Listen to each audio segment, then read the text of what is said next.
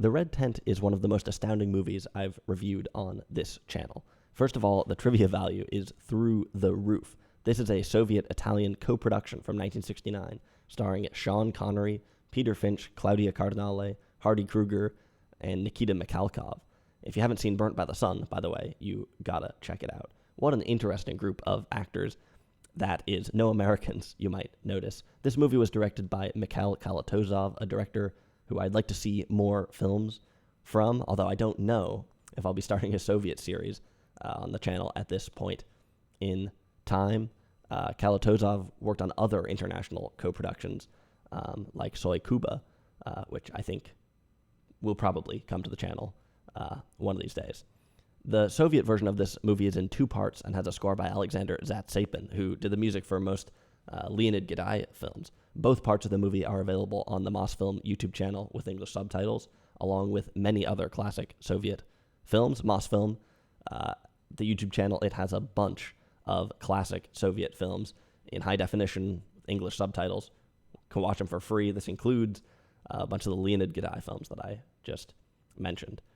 There was also an international version of this film. It was edited a bit differently. It's one part a bit shorter and has a score by Ennio Morricone.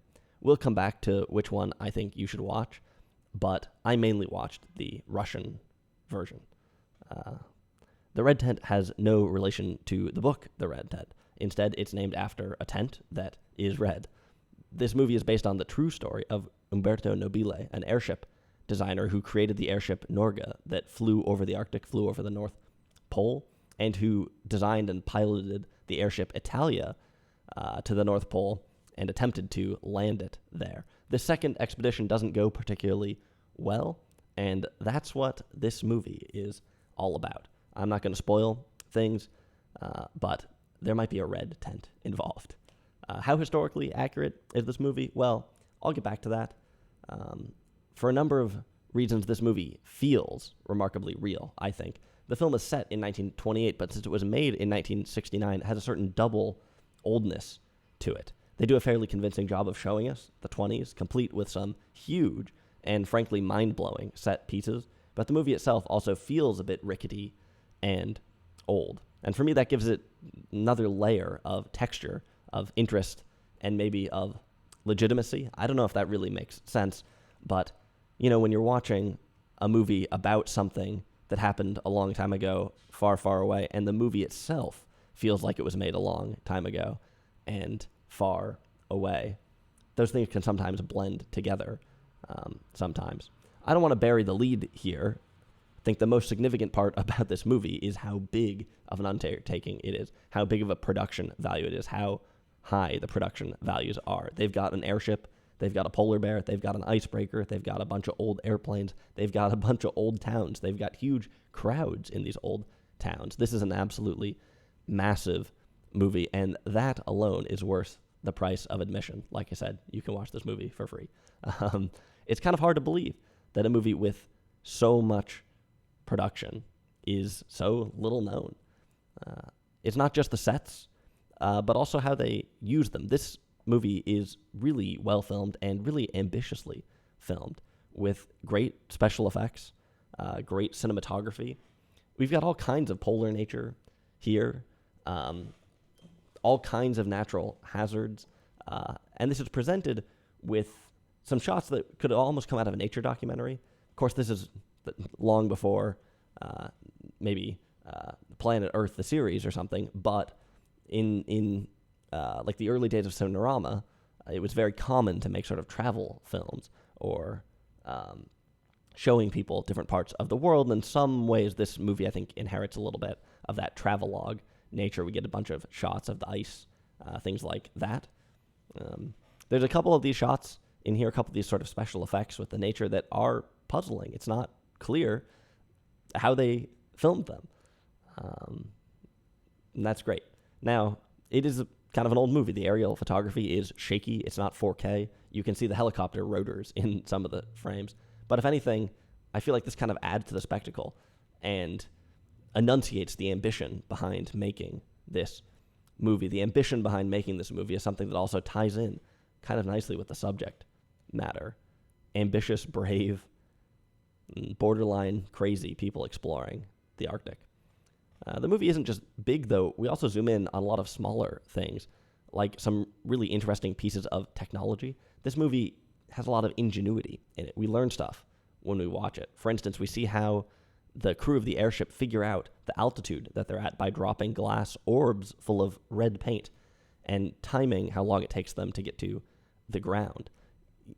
It's interesting how this works. I think the glass and the red paint is particularly clever because the glass will shatter when it hits the ground, and it'll be very obvious when it has impacted the ground. There's no guesswork. It's also interesting to see how this is kind of sort of similar to the way that people would have figured out how fast a ship was going in the old days by trailing a rope with a bunch of knots in it. That's where the term knots comes from, by the way. An airship, in some ways, not so different from a water ship.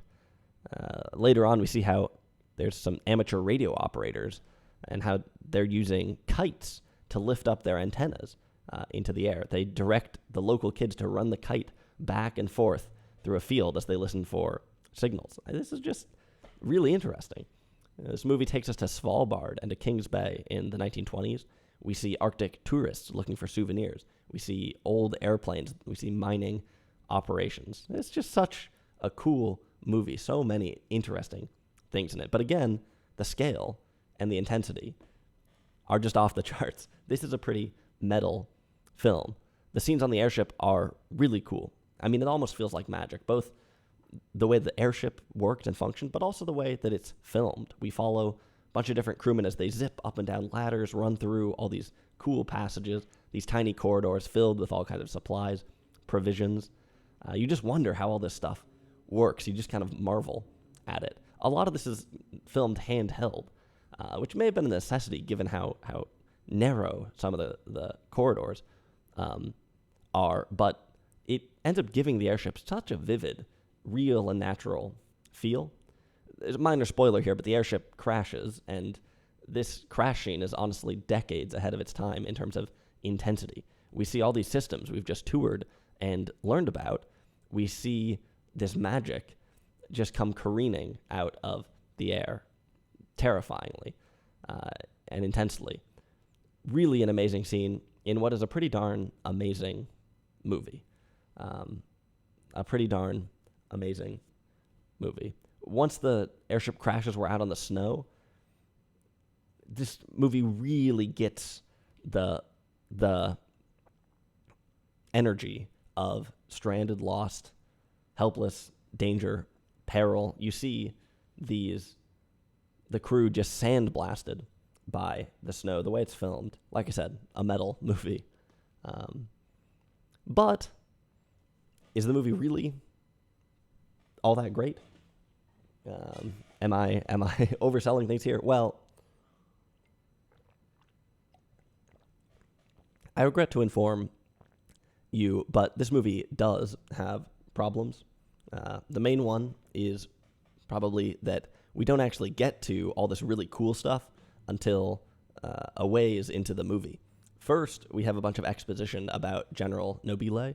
This part is set in the 60s in Rome, and we learn that Nobile is haunted by the ghosts of the crew, and he's invited all these ghosts to his apartment to put him on trial. Think about The Devil and Daniel Webster, or A Matter of Life and Death, perhaps.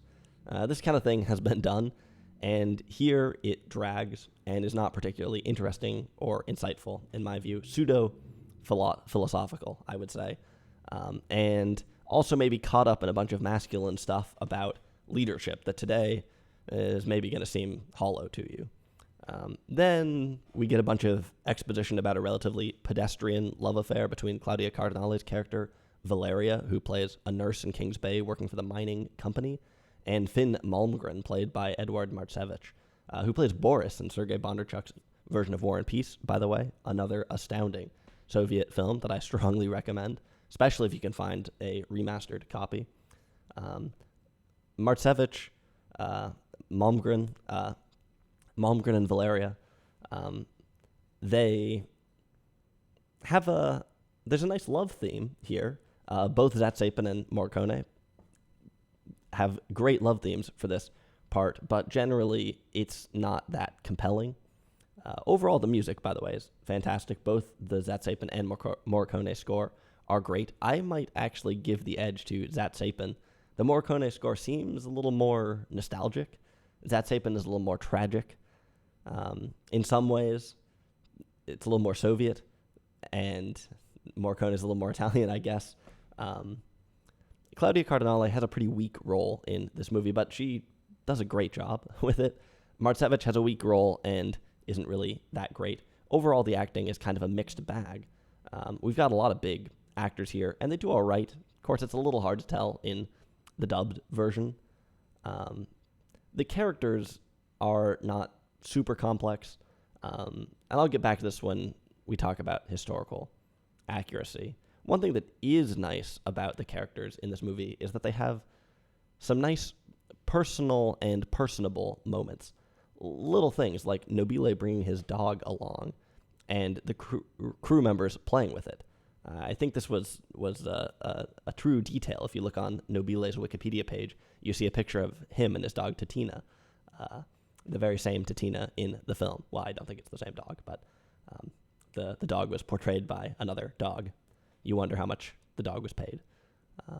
There's also, later on, Biaggi listening to a soccer game on the radio. There's a lot of these little moments that kind of flesh out the world, and these are nice. The ideal historical film has a balance of the distant and old, but also the relevant and natural, relatable. Historical accuracy. Okay. Well, when you watch this movie, it feels pretty legit. And I think there's sort of two ways to look at historical accuracy. One of them is, does it feel legit? When the average person watches this movie, do they roll their eyes at things? Or does it seem like it's accurate? The other angle on it is, of course, if it's actually accurate. Some people might say that really only the second one matters, but I don't know. Of course, the first angle, does it seem accurate, might have more to do with style than anything else. And when it comes down to that angle, this movie does a pretty decent job. I feel like this movie gets the feeling of Arctic exploration right. Extremely sketchy thing where small, seemingly unimportant details can have huge implications. By huge implications, I mean that you die.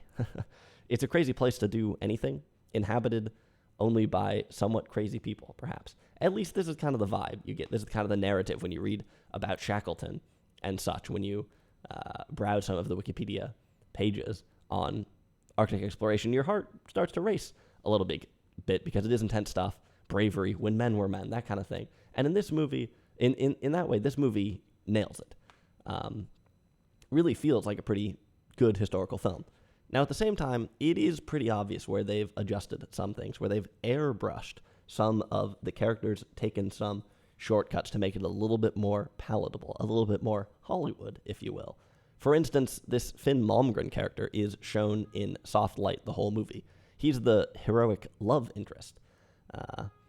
If you read about the expedition at all, you'll realize that this isn't necessarily exactly how things went down. He maybe wasn't so great as it seemed. I'm not going to give the details here because it would spoil some things, but it's pretty interesting. And even if you don't read the Wikipedia page, you can kind of tell as you're watching it that things are maybe a bit too good to be true. Of course, to make the movie, they wanted to play up this love story.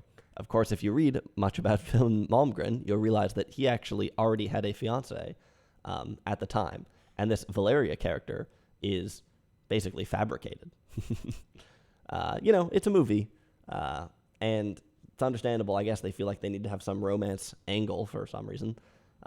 But this one could have been done a little bit better. It could have been a little bit more subtle. The retrospective elements of this film, Nobile debating these ghosts, this is kind of all centered around this question of who was at fault, who was to blame. Like I said, this felt hokey to me, and also I think kind of ties into these kind of contrived characters. There's a Swedish pilot, Lundborg, for instance, who's portrayed as a scoundrel. Now, I never met the guy. Maybe he really was antagonistic, but it seems more likely that the professor of screenwriting 101 told the production that they needed a villain, and so they kind of play up Lundborg. They kind of depict him this one way. You know, like I said, this isn't from research so much as just watching the movie. You kind of think, I don't know about that. The thing that's a bit ironic about all this is that in some ways what the movie is trying to conclude, what the movie is trying to tell us with this whole trial is that history is complicated and it isn't always clear who is to blame or what anyone's legacy should be, especially these big polarizing leaders, right? Polarizing. But if that is the moral of the story, why do they need such contrived and simplistic characters to get us there? Interesting. So, unfortunately, this movie is pretty hokey at times. It does feel pretty mechanical at times, stiff, beholden to somewhat weird didactic rules. The characters are not really that strong. Characters, the conflicts, they all just seem a little bit stiff. And I think this whole pseudo-philosophical reckoning is more or less a waste of time. But other than that, this movie is sick. Okay. Let's see if we can get a little bit deeper here. It's kind of interesting.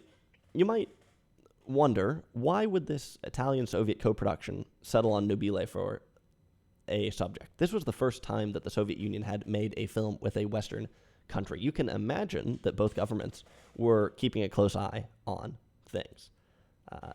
This mainly seems like a Soviet film.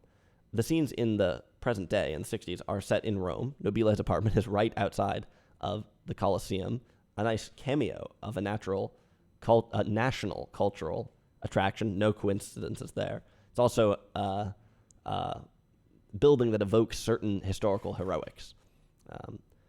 Most of this movie kind of takes place in the Soviet Union or the Arctic, though. And like I said, these parts in Rome don't really need to be there. Maybe they are just the result of a deal between the two countries. Got to show some of our landmarks. So anyway, why did they choose Nobile? They could have just made up a story that takes place in the Soviet Union. Or I think that if the Soviets, I think they put up 60% of the funds. So maybe they could have just made it up so that 60% takes place in the Soviet Union and 40% takes place outside the Colosseum. Instead, they set out to unravel this fraught historical period. Why was this so appealing to them? It seems like that would have maybe been a political landmine.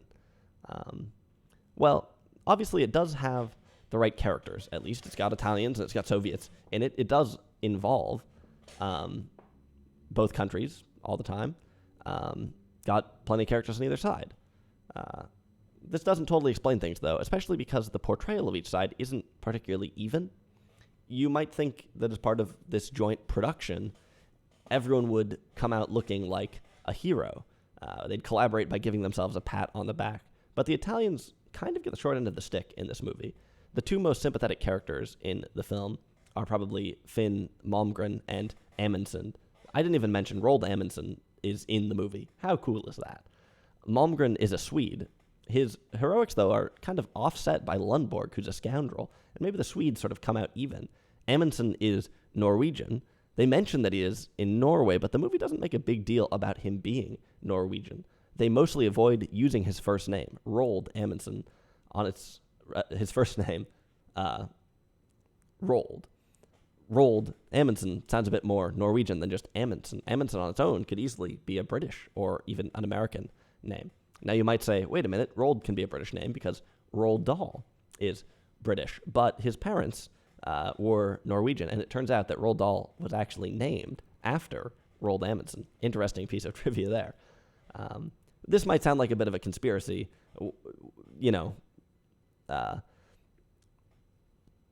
but I do kind of get the sense that the film downplays Amundsen's nationality. That's all I'm trying to say here. Despite him being one of the heroes, he doesn't go around waving a Norwegian flag.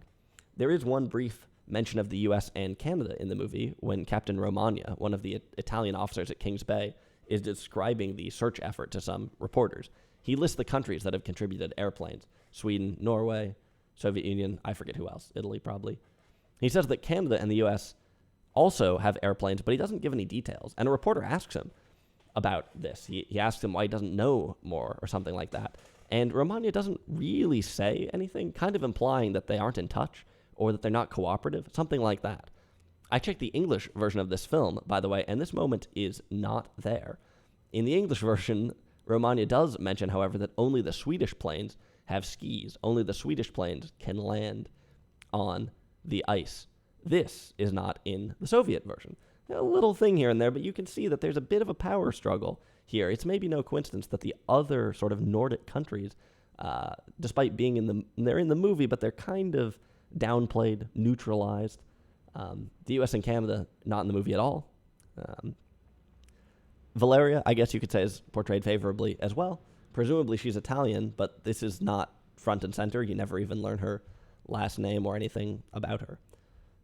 The Soviets in this movie, on the other hand, are generally legit, intense, intelligent, caring, sympathetic characters. I don't think it goes too far over the top, but compare this to the Italians, and there is definitely a difference. The Italians are the ones under the microscope in this movie. The Italians are the ones on trial, whose heroism, leadership, strength, manliness is being questioned, examined. Why would Italy want to help make a movie like this? Maybe it comes down to history.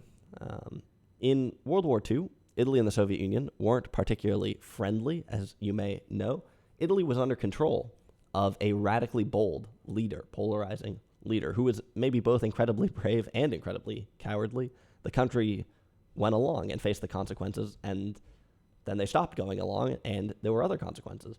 I don't mean to be sort of even-handed here. Obviously, Mussolini was a bad guy, but his legacy is complicated. This movie, with its study of leadership and disaster, could maybe be a form of an apology, justification for Italy's role in World War II, apologetics of authoritarianism, a way of making peace with the past and with the Soviet Union. Possibly. Of course, the Soviet Union also had its fair share of radically bold leaders. Earlier, I said that the trial seems to be caught up in some old and rather hollow ideas about leadership, tied up with masculinity too. And I think this is true, but Italy and the Soviet Union, well, maybe that describes some of the people who were the head honchos in those countries, and perhaps still are. It's no surprise that questions about this kind of leadership would resonate both politically and culturally. So even with a cursory glance at earlier history, maybe the currents behind this film start to come into focus, and it makes a bit more sense why this was a subject that people would settle on and agree on, why it would seem like not only something that you could make an insightful film about and an incisive film about, but also something that would be really significant in the context of this collaboration. In 1969, of course, we were still during the Cold War, and I think that during the Cold War, territorial claims to the Arctic were fairly controversial. This film is, in some ways, a symbolic occupation of the Arctic. It domesticates the Arctic. Like I said, there's an interesting parallel between the making of this film, the expedition to make this film, and the expedition depicted in the film. Of course, one ended a little bit better than the other, perhaps. Of course, this movie is not really widely seen, so maybe that's up for debate. But that's an interesting parallel, and in some ways, the Soviets were perhaps planting their flag in the Arctic by making this movie. This was a time where I think control of the Arctic was not super formalized, and it sort of came down to who made use of it and who tried to do stuff there. And this movie, in a roundabout way, did exactly that. So that's the red tent. I mean, I think you get the idea. This movie is really cool. It's also pretty good. It's not amazing. It has some, like I said, it has some stiffness here and there. It has some mechanics here and there, just some parts that are a little bit weird. But it also is way ahead of its time. It's really intense. It's really cool. It gets the Arctic exploration thing spot on. It's compelling to watch once you sort of swallow the kind of hokey romances a little bit. I think you can really get into this movie and really enjoy it. I also think the Russian one, for me, I think is maybe cooler to watch. It feels a little bit more foreign. It feels a little bit less Hollywood. And I like that. I also think the score of that one is maybe a little better. Also, you can watch it on YouTube for free, so I recommend you go do exactly that. That's The Red Tent, and I'll see you next week for The Red something else.